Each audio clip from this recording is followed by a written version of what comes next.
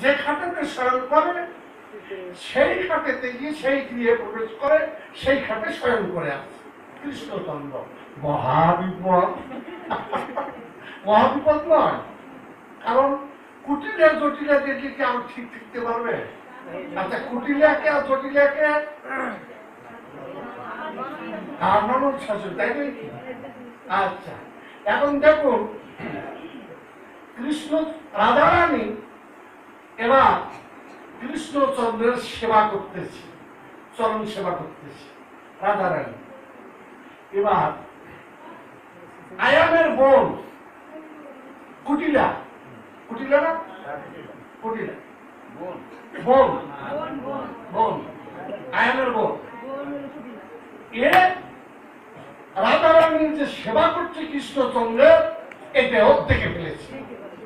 যেমনি দেখেছে আর অমনি দৌড়, দাদা দাদা দাদা দাদা, দাদার কাছে দৌড়। কি হয়েছে?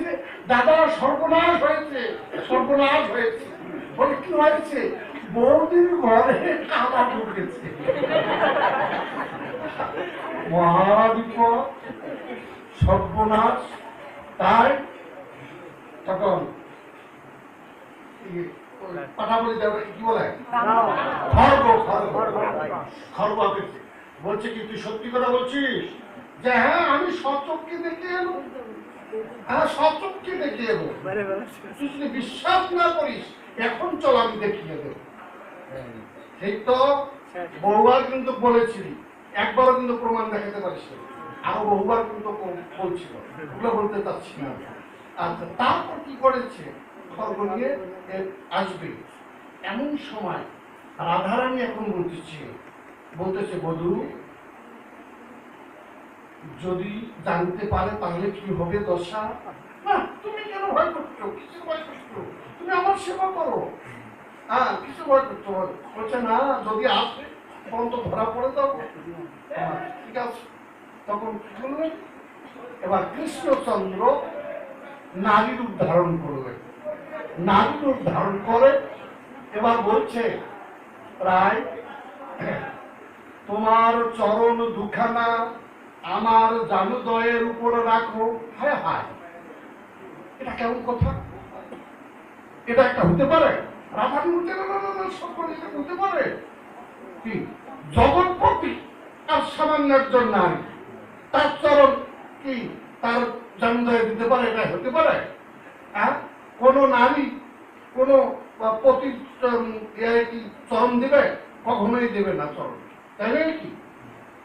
তারপর এবার কি করছে? বলছে না না, যদি না দাও তাহলে আমরা ধরা পড়ে যাবো, তার সর্বনাশ হয়ে যাবে। তাই রাধারানী এবার ঠিক আছে, তুমি যখন আজ্ঞা করছো তাই করবো। এবার কি করছে? কৃষ্ণচন্দ্র সুন্দরভাবে রাধারানী রান্না চরণ সজ্জিত করছে। সজ্জিত করিতে করিতে এক পর্যায়ে কি লিখেছেন?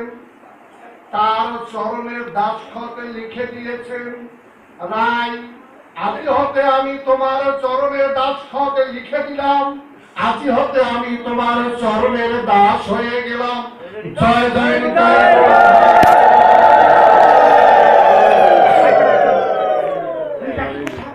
সর্বনাশ!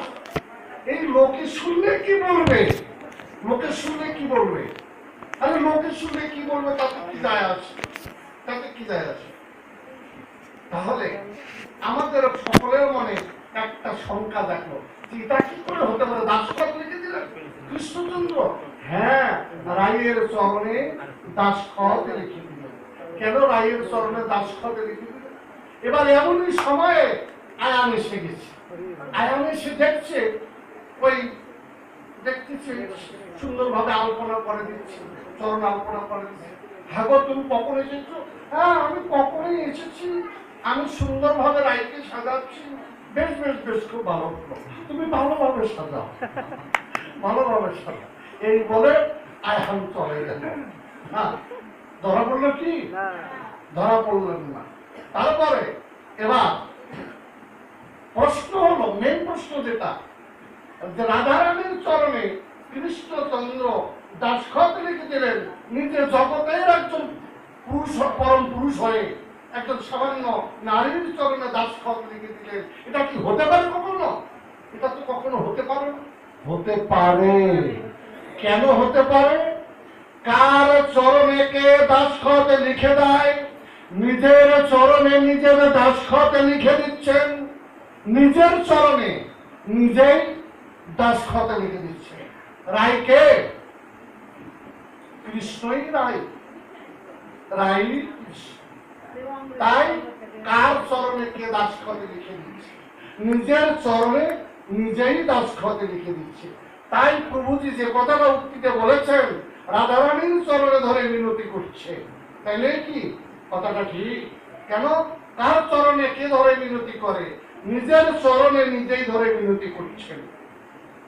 ব্রজের গোপরা কে? অসংখ্য গোপরা কে? কৃষ্ণচন্দ্র নিজে অসংখ্য গোপ। এই গোপীরা কারা? শ্রীমতী রাধারানী অসংখ্য গোপী। তাহলে শ্রীমতী রাধারানী কে? কৃষ্ণই রাধারানী, রাধারানী কৃষ্ণ। তাহলে অসংখ্য গোপ গোপী যে লীলা করছে, কেলি করছে, কার সঙ্গে কে কেলি করছে? কৃষ্ণচন্দ্র অসংখ্য সখীদের নিয়ে যে কেলি করছেন, কার সঙ্গে কেলি করছেন? নিজের সঙ্গে নিজেই কেলি করছে। তাই এখানে এই জন্য মহাত্মাগণ বলেন, রাসলীলা সাধারণের জন্য কখনো বোধগম্য নয়। বোঝাচ্ছে? সাধারণের কাছে রাসলীলা কখনো বোধগম্য নয়। সাধারণেরা যদি রাসলীলা অধ্যয়ন করে, সাধারণেরা যদি রাসলীলা শ্রবণ করে, তাদের নরক ছাড়া গতি হবে নয়াকারের না। নরক ছাড়া গতি হবে না। বলছে কেন? প্রাকৃত চিত্ত দ্বারা অপ্রাকৃত অপ্রাকৃত জিনিস উপলব্ধি করা যায় না। অপ্রাকৃত চিত্ত দ্বারা অপ্রাকৃত বস্তুকে উপলব্ধি করা যায়। কথা বুঝছেন? সাদা চশমা দ্বারা সব সাদা দেখা যায়, রঙিন চশমা দ্বারা কি সব রঙিন দেখা যায়। বোঝা যাচ্ছে? অর্থাৎ প্রাকৃত বুদ্ধি দ্বারা, প্রাকৃত চিত্ত দ্বারা, ওই প্রাকৃত জ্ঞান বুদ্ধি দ্বারা ওই প্রাকৃতই সব দর্শন হবে, অপ্রাকৃত দর্শন হবে না। অপ্রাকৃতকে জানতে গেলে অপ্রাকৃত জ্ঞান বুদ্ধির দরকার আছে, অপ্রাকৃত চিত্ত বুদ্ধির দরকার আছে। তাহলে অপ্রাকৃত চিত্ত বুদ্ধিতে কি করে হবে বাবু? প্রাকৃত চিত্ত বুদ্ধি একটা হলো ভুগি আর লুবি, আর একটা হলো তেগি। ভোগী আর লুবি, আর একটা হলো তেগি। ভোগী আর লুবি তেগির সঙ্গে এক করা যাবে? কখনো এক হবে? কখনো কোনো কালে এক করা যাবে না। কিন্তু ভোগীরা বলে কি জানেন? ভোগীরা সাধুকে দেখে বলে ভণ্ডের দল বলছে, কিন্তু ওরাই যে সর্বশ্রেষ্ঠ শয়তানের গোড়া, সেটা স্বীকার করে না। মূল শিকড় যে, সেটা স্বীকার করে না। বুঝছে?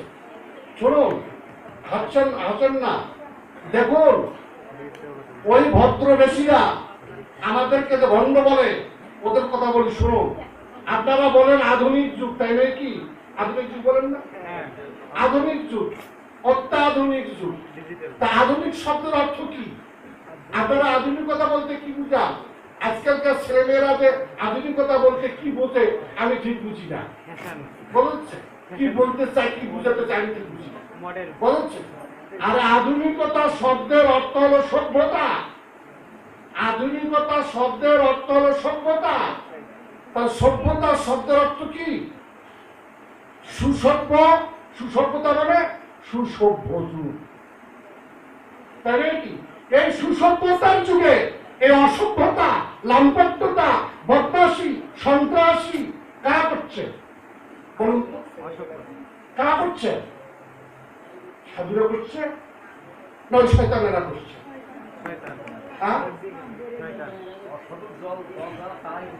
এই অসাধুর দল যারা, তারাই কথা দিচ্ছে।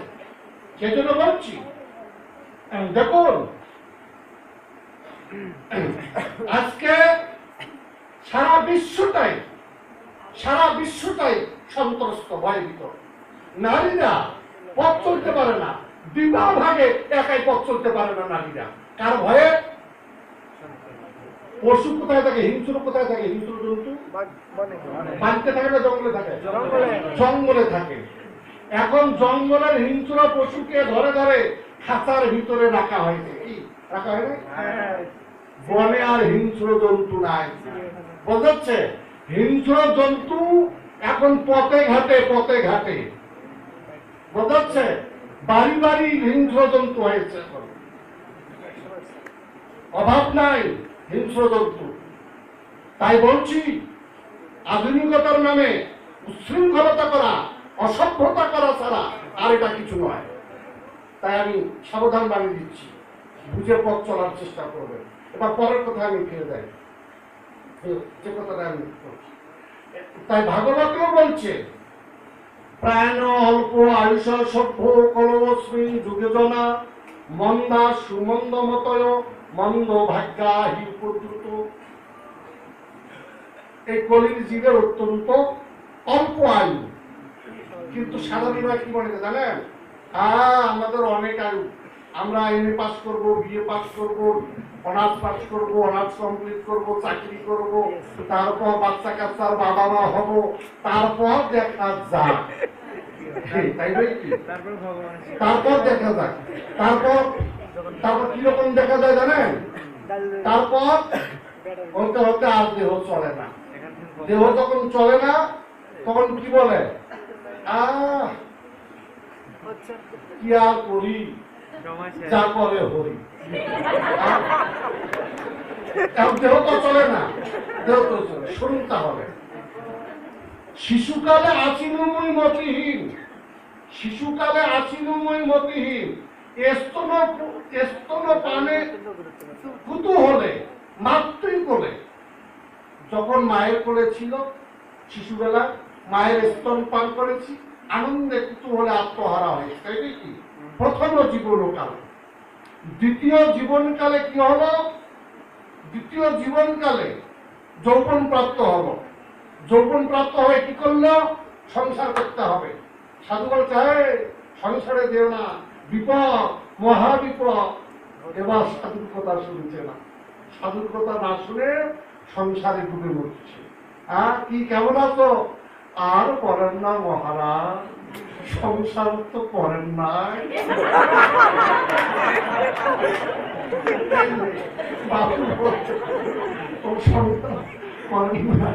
কি বুঝবে? বুঝছেন? এখন তাই শুনে মজাটা দেখুন এখন কিরকম। বুঝছেন? হ্যাঁ, শুনুন, কিছু কিছু পুরুষ আছে এত নারী আসক্ত, বুঝছেন, এত কামিনী আসক্ত, সেটা ভাষায় প্রকাশ করা যায় না। নারী মানে ভালো ভালো ভালো ভালো কথা শোনাতে শোনাতে নারী যদি কান বলাও দেয়, তাও সেটা খারাপ লাগে না। বুঝেছেন? তাও ভালো লাগে। ভিজা বিড়াল দেখেছেন? ভিজা বিড়াল আপনারা? বিড়াল দেখেছেন? বাড়িতে যার বিড়াল আছে তারা ভালোভাবে বুঝবে। দেখেন, বিড়ালের যখন গা এইভাবে গুলিয়ে দেয়, তখন বিড়ালটা কি করে জানেন? চোখ বন্ধ করে, আমাকে কত আদর করছে, কত আদর। তাই নয় কি? বিড়ালটা এইরকম করে। ঠিক একটা পুরুষও ঠিক তেমনি একটা কামিনীর কাছে সে এত নত, বোঝাচ্ছে ওই যে সুন্দর সুন্দর বুলি, মিষ্টি বুলি আর কোমল হাতের পরশ পেয়ে বিড়ালের মতো হয়ে বুঝছে। এখন স্ত্রী যা বলছে তাই শুনছে, উপায় নাই। যাবে কোথায়? রাগ করে যেদিন দেখতে ধরে, থাকবই না তোর সংসারে, চলে গেলাম। শরীরের মতো আবার না। শুনুন, তারপর রাগ করে চলে যাও। তোর স্ত্রী বলছে কি, আগে ভাবো নাই, আগে ভাবো নাই, এখন দৌড়াতে চাচ্ছ, যাবে কোথায়? যাওয়ার উপায় নাই। লোহার শিকল ছেঁড়া যায়, কাটা যায়, লোহার শিকল কাটা যায়, ছেঁড়া যায়, কিন্তু অদৃশ্য শিকল এটা কি করে ছিঁড়বেন, এটা কি করে কাটবেন? কে পারছে? কেউ? হ্যাঁ, কয়জন পারছে? বলবো না, আমাদের অনেকে আতিগ্রস্ত ভক্ত আছে, বলি তো বুঝতে যাচ্ছে, মহারাজ মঠে যাবো, মহারাজ মঠে যাবো, বুঝছেন? এই যাবো করতে করতে সস্তা কনস্ট্রাকশনের কাজ শুরু করা শেষ, বুঝতে আর কনস্ট্রাকশনের কাজ কবে শেষ হবে ওই বুঝছেন? এখন দেখেন এইরকম শেষ হবে কবে?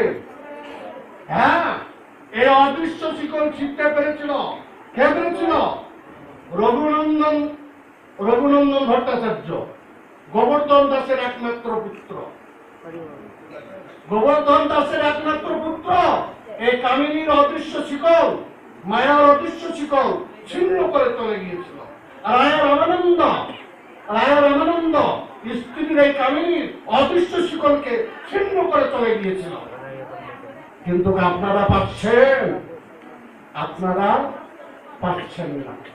আরে বাবা, ক্লাস কয়টা? ক্লাস কয়টা? কয়টা ক্লাস? 4টা ক্লাস। 1 2 3 4। এই যে শোনেন, ব্রহ্মচর্য, গার্হস্থ, বানপ্রস্থ, সন্ন্যাস। আচ্ছা বলেন তো এই